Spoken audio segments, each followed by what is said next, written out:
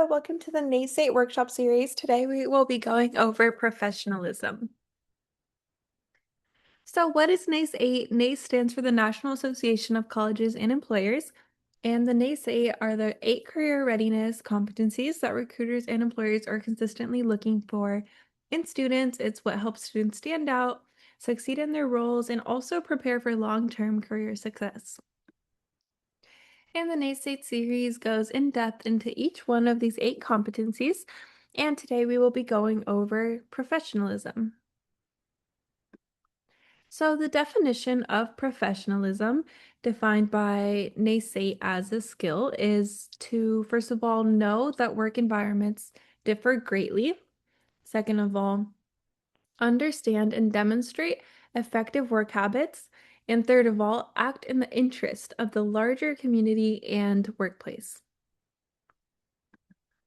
And sample behaviors of professionalism is to act with integrity, accountability, and equity towards self, others, and the organization as a whole. Align personal brand and behavior with organizational and personal career values. Demonstrate reliability by being present, prepared, and consistently meeting expectations. So being engaged and being dedicated to your role.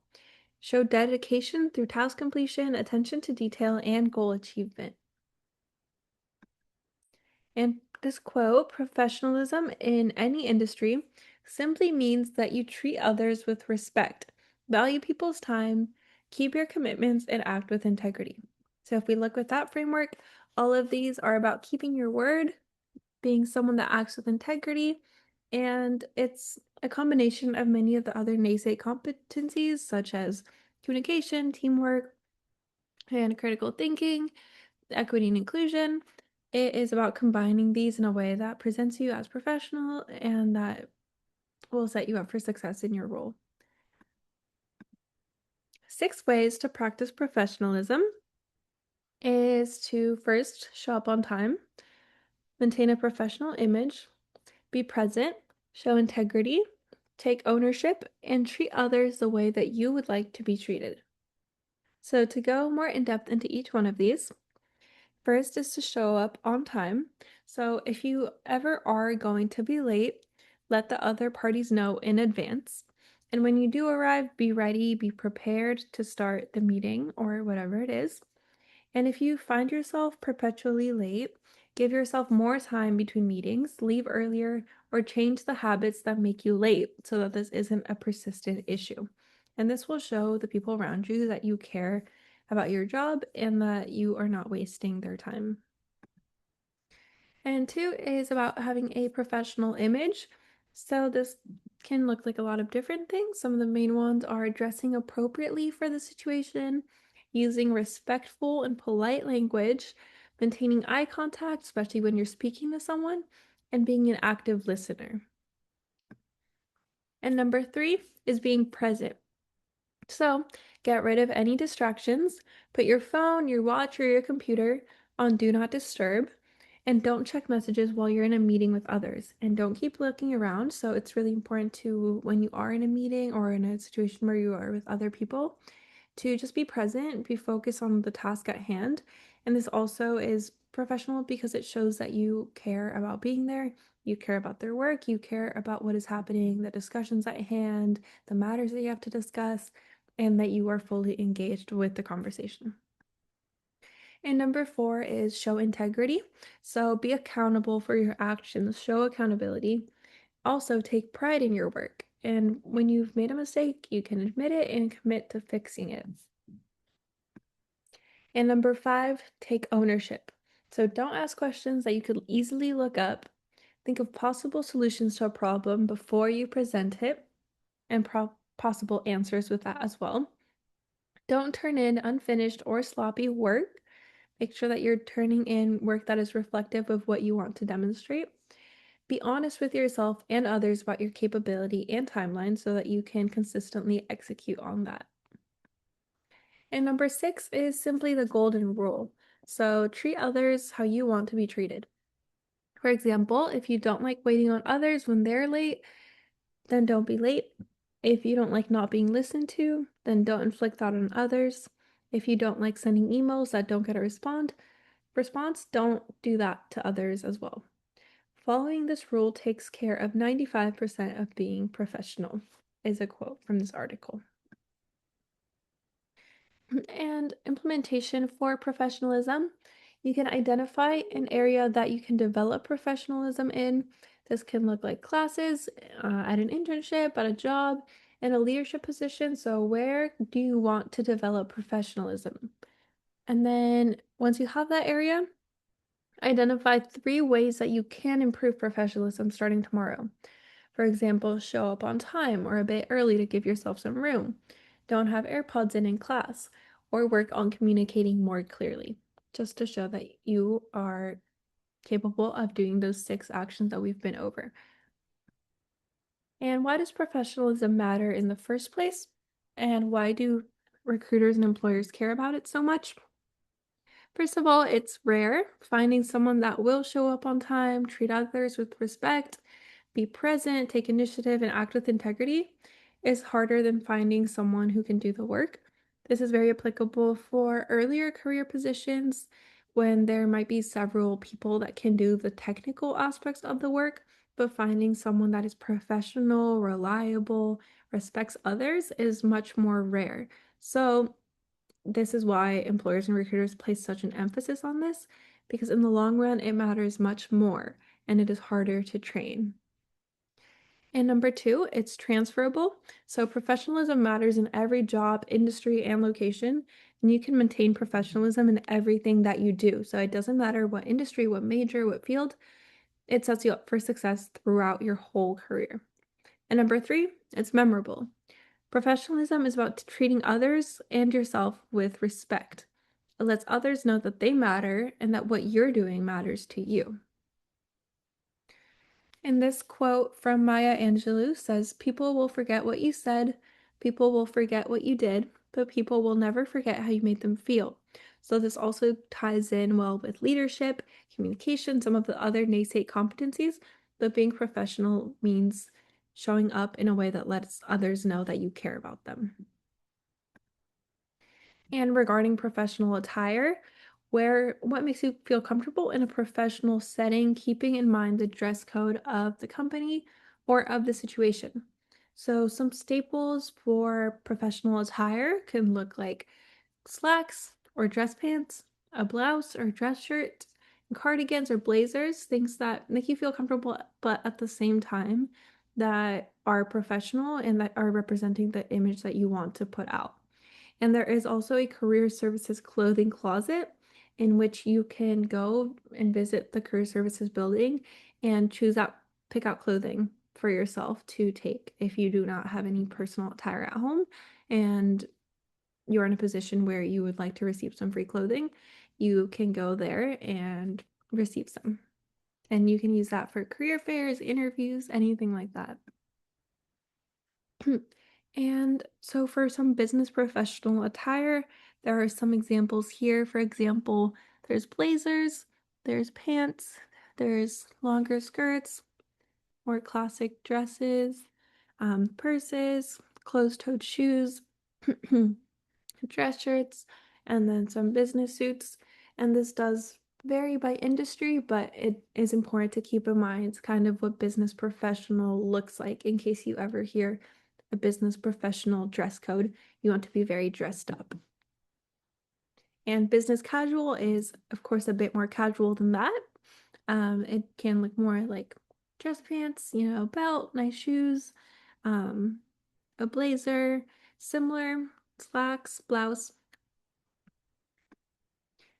And regarding interviews and professionalism, interviews is a great place to display your professionalism. You can start by being prepared beforehand. So, research the company before the interview, know the company very well, know how they operate, why they operate, their mission statement, the size of the company, what kind of fields they touch, and come ready with thoughtful and informed questions that show genuine interest. Don't ask anything that you could have looked up beforehand.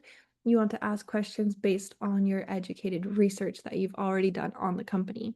And this shows high professionalism, this being prepared, preparing for things beforehand. Additionally, be courteous and respectful, so treat everyone professionally from the front desk to the hiring manager. Maintain eye contact, avoid interrupting, silence your phone, be present, and thank the interviewer both in person and in your follow-up email. Additionally, be on time, so confirm your interview details, know where you're going, and plan to arrive a few minutes early. Arriving too early can also disrupt the office, so aim for a reasonable window of time, but you do not want to be late. And use strong listening skills, so focus on what the interviewer is saying instead of rehearsing your next answer. Active listening helps you respond clearly and professionally. Additionally, demonstrate effective communication skills displays your professionalism. And this goes from your resume and your cover letter and continues through interviews and into the workplace. So aim to avoid filler words like you know, so yeah, and like. Practice your speaking style and ask for feedback on clarity and tone. Keep written communication professional and free of texting shortcuts or casual language. So no slang, keep it professional, keep it in its longer form. Articulate your skills and accomplishments. Know your resume thoroughly and be ready to share concrete examples of your experience that demonstrate the skills the employer is seeking. So, know your resume well, be prepared to answer any questions about it or expand on any topics or to share concrete examples from your experience. You want to prepare concrete examples from your experience beforehand so that once you are asked questions, you can readily answer. Additionally, pay attention to details such as following up after interviews with a polished thank you email that mentions what you talked about in the interview, and sustain a positive attitude. So, show enthusiasm, curiosity, and a willingness to learn in every interaction that you have. Additionally, be proactive and receptive to feedback. There is always more to learn, and having a positive mindset about feedback will help you perform higher and receive continuous feedback that will improve your job performance. Maintain a professional appearance. Align your professional image with what you want to put out. So that has to do with clothing, how you present yourself, and everything like that. And we are going to do a quick practice. So you are interviewing 3 different candidates for one position. Which one will you hire? So we will go through the candidates. Candidate A is Alan. Alan arrives 5 minutes early. He has his resume printed and ready. He makes eye contact, listens actively, and answers questions clearly. When asked about a past mistake, he explains what he learned and how he improved. His phone is on silent and put away, so you don't even see it. He sends a thank you email within 24 hours. Now we have candidate B, who is Barry. Barry arrives on time, but he seems rushed. He keeps glancing at his smartwatch during the interview. He gives strong technical answers, but interrupts the interviewer twice. When asked about a missed deadline, he blames a teammate. Clothing is appropriate but slightly wrinkled, and he says he has no questions at the end. Candidate C is Carter. Carter arrives 7 minutes late without notifying anyone. He apologizes but says that traffic was crazy. He did not review the company beforehand and did not know much about it. His answers are vague and unfocused, and his phone buzzes twice during the interview. He mentions that he prefers remote work because it's easier to multitask. So, which candidate would you hire? It will probably be candidate A, even though candidate A, B, and C all had the same 1 hour to be professional and prove themselves in that interview. So, being intentional about your interview time and practicing your professionalism beforehand, such as your communication, what you will wear, your timing, all of that will go into who they hire, and all the small details add up. So, again, having that attention to detail of all of the small details. And some ways to demonstrate professionalism. Prepare for meetings and work tasks in advance. Being prepared is huge. Review materials and set specific objectives. Manage a positive social media presence, including LinkedIn, so be mindful of your digital footprint and have a professional LinkedIn to display. Show dedication, ask for feedback, and strive to do quality work. Network with employers at an on-campus info session. panels, career fairs, club meetings, etc. Employers love to come to Cal Poly campus, so make sure to network with them there and make the most of those opportunities. And also, in that way, you can practice your professional communication and professionalism as a whole. Additionally, you can share examples of when you've demonstrated professionalism in your responses during internship or job interviews and on your resume. So have those examples brainstormed and ready to go. Additionally, continuously improve your professional development, attention to detail, and have high standards for your work. And as for LinkedIn, make sure that you have a professional headshot. So, just for some LinkedIn rules or guidelines, Cal Poly Career Services offers free headshots, so make the most of the opportunities there. And for your LinkedIn banner, you want to have a high resolution. It can be a picture, an image of Cal Poly, of your hometown city or the city that you want to work in, or a customized banner with your name, major. You can customize it, but make sure that you have a high resolution image. And then for your headline, an example can be a leadership role on campus with that line, and then industrial engineering at Cal Poly San Luis Obispo. Or it can just be industrial engineering at Cal Poly San Luis Obispo, or you can customize it. You can put incoming intern or whatever you want it to look like, but it should be professional and display what you want it to be displayed about you. And then as for the LinkedIn content, the About section should have your current stats, so your year, major, concentration, interested in, and then your background, what got you into your industry major, that's optional. And then if you want to add some fun facts, such as what you like to do outside of work, if you like hiking, surfing, you can find me with a nose in my book, something like that to add some more personality, but that is optional. And for the LinkedIn experience section, you can add the company of the experience that you do have, the company, the dates worked, the bullets describing your work. And if you want an easy way to fill in your LinkedIn, you can copy and paste these from your resume. And also, since your resume has more limited space, you can fit more on LinkedIn if there's more that you want to add than what fits on your resume. And for the education section, you can put Cal Poly, the degree that you're pursuing, with the specific concentration if applicable, as well as activities and societies. You can put the clubs that you are in. And there are other sections such as licenses and certifications, volunteering, skills, courses, honors and awards, and languages. So fill those in as much as you can just to have that digital collection of your experience and about you. And for LinkedIn optimization, match your LinkedIn to your resume. So again, you can copy and paste those resume bullets over. If you need a headshot, schedule at Career Services. You can practice writing your section, your About section. You can update your degree, your headline, can connect with people around you, follow companies that you're interested in.